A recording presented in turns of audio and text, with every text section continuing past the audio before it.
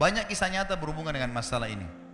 Kalau kita menggantungkan nasib kita pada Allah luar biasa. Ada seorang syekh, saya dengarkan ceramahnya, menarik sekali. Saya tidak tahu orang itu siapa, tapi cuplikannya saya dapatkan dari seorang teman dari Jeddah yang mengirimkan ke saya. Orang ini cerita, syekh ini menceritakan, saya satu waktu pernah ke Mesir. Dan di Mesir ini, saya lagi dari satu daerah mau ke Kairo, dari Iskandaria, satu kota, mau ke Kairo. Itu saya tiba di Kairo mungkin sekitar jam 2 malam. Pesawat saya selepas subuh harus berangkat kembali ke Saudi. Dia bilang, saya telepon pengurus masjid, saya mungkin mau mampir di masjid yang saya ceramah kemarin di Kairo itu. Saya mau tinggal di sana mungkin 2 jam, 3 jam istirahat. Nanti habis itu baru kemudian saya berangkat ke Saudi habis subuh. Dia bilang, saya masuk ke masjid, tiba jam 2 malam, turun dari mobil, saya lihat masjid lampunya nyala semua nih. Kemudian setelah saya masuk masjid, saya temukan ada orang di mihrab, imam, lagi sujud nangis-nangis. Dan luar biasa, tangisannya itu kalau orang dengar membuat orang yang dengar pun mau menangis. Jadi saking luar biasa dia merengeknya sama Allah dalam sujudnya. Kata syekh ini, saya pun sambil berdoa sama Allah, ya Allah kabulkan permintaannya orang ini. Walaupun saya belum tahu apa yang diminta gitu. Dia bilang selesai dia sholat, saya dekati dia, saya bilang, Masya Allah, doa apa ini? Luar biasa ini. Doa yang diikuti dengan tangisan di sepertiga malam menjelang subuh. Allah turun ke langit bumi, dikabulkan nih. Maka dia bilang, demi Allah syekh, dia tidak tahu kalau ini orang memang ulama gitu. Istri saya sekarang lagi dirawat di rumah sakit dan saya harus bayar 14.500 jenih atau ponnya Mesir. Saya harus bayar rumah sakit. Kalau enggak istri saya enggak bisa dioperasi. Ini sudah parah sekali. Kata syekhnya, jadi gara-gara itu kau sujud sama Allah. Dia bilang, iya, lanjutkan nangis sama Allah. Allah tidak akan menyia-nyiakan orang yang ikhlas minta padanya. Lanjutkan, nikmat di sujudmu, pasti Allah akan berikan jalan keluar. Dia bilang, iya baik.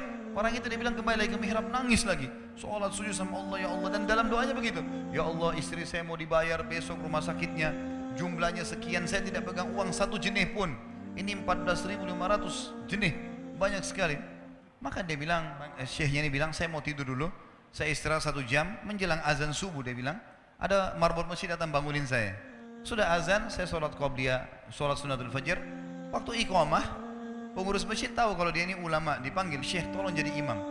Dia bilang, saya capek, baru istirahat 1 jam, 2 jam malam, biarlah imam. Dia bilang, tak apa-apa, ayat-ayat pendek aja, baca surah-surah pendek aja. Kata syekh, baiklah.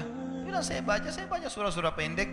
Rupanya mikrofon masjid karena keluar di luar, ada satu pengusaha Mesir, apartemennya itu dekat masjid, dan dia suka ikuti ceramahnya syekh ini di YouTube. Dia bilang, turun dari apartemennya, ikut sholat berjamaah di masjid, karena dia kenal suaranya orang ini gitu. Begitu selesai sholat, dia bilang, saya lagi zikir, datang orang itu. Dia bilang, syekh, ahlan wa sahlan di Mesir, saya salah satu penggemar anda di YouTube, dan saya dengar suara tadi, saya tadinya mau sholat di masjid lain, saya ke masjid ini. Dia bilang, syekh, saya mau minta tolong satu hal. Kata syekhnya, kenapa? Dia bilang, saya sudah ngitung zakat uang perusahaan saya. Orang itu bilang, saya mau alokasikan zakat saya 14.500 jenih. Kata syekhnya, saya nangis, dengar itu. Nangis, saya terisak-isak. Kata orang itu, kenapa anda nangis? Syekh bilang, saya nggak bisa jelasin. Dia bilang, saya nangis terus. Kemudian saya lihat ke kiri kanan di soft, mana orang yang tadi malam sholat tahajud tuh? Ada di ujung. Dipanggil sama syekh, fulan kesini, datang. Dia bilang, ceritakan masalah kamu apa? Dia bilang, syekh, saya punya masalah, istri saya dioperasi, harus bayar 14.500 jenih hari ini, kalau tidak nggak operasi. Kata syekhnya, tiba-tiba si pengusaha ini nangis-nangis. Orang ini juga heran, kenapa kalian berdua menangis? Dia masih bingung kenapa gitu. Kata syekhnya, biarin orang ini yang jelaskan. Yang punya usaha bilang apa? Demi Allah syekh, saya sudah 1 minggu taruh uang ini di lemari saya, sudah 1 minggu. Setiap hari istri saya bilang, turunkan, lakukan haknya Allah, zakat itu keluarkan. Dia bilang, saya ingin dapat 1 orang yang saya kasih langsung daripada saya bagi-bagi. Saya mau 1 orang saya kasih, selesaikan masalah dia, dan Allah selamatkan saya di akhirat. Orang ini jadi nangis. Orang yang punya minta butuh nangis. Kata pengusahanya, ini uangnya silahkan, 14.500. Semoga Allah selesaikan urusan saya di akhirat gara-gara saya bantu kamu. Kata syekhnya, demi Allah yang terjadi, orang ini yang siapa namanya, orang yang punya uang ini yang dikasih uang, dia tiba-tiba lupakan saya dan lupakan si pemilik uang. Dia langsung angkat kepalanya ke langit sambil menangis mengatakan, ya Allah, aku mencintaimu. Terpenuhi kebutuhannya, gitu kan. Kuasa Allah. Teman-teman, cuman kita selalu buru-buru. Kalau seseorang kita di perusahaan mau dinaikkan gajinya saja, mau naikkan jabatannya, dia harus tulis permohonan, Tidak mungkin juga baru hari ini dimasukkan kemudian ketuk ruangan di rootnya, mana permintaan saya kemarin atau hari ini, nggak mungkin. Seminggu dia sabar, 2 minggu dia sabar dengan berharap datang panggilan. Kenapa dengan Allah Subhanahu wa taala kita tidak begitu, teman-teman? Banyak orang buru-buru dan kebanyakan orang mau menggantungkan permintaannya kepada Allah hanya pada hal-hal yang kecil, hal yang besar tidak, atau sebaliknya, hal yang besar, hal yang kecil tidak.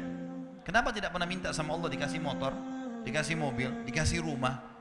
Kenapa hanya minta kalau penyakitnya dihilangkan baru kembali kepada Allah? Itu pun seringkali kita jadikan Allah nomor 30, teman-teman sekalian. Ke dokter ini, ke dokter itu, resep ini, resep. Nanti kalau sudah mentok gak bisa sembuh baru sholat tahajud. Salah. Islam mengajarkan kita apa? Sebelum makan berdoa, sebelum tidur berdoa, sebelum aktivitas berdoa, sebelum ke dokter doa dulu supaya Allah jadikan kesembuhan. Karena dokter resepnya cuma semoga lekas sembuh. Tidak ada pasti sembuh. Makanya teman-teman sekalian, kembali kepada Allah adalah jalan yang paling luar biasa gitu. Coba merengek kepada Allah SWT. Allah pasti tidak akan pernah memungkiri janji-janjinya.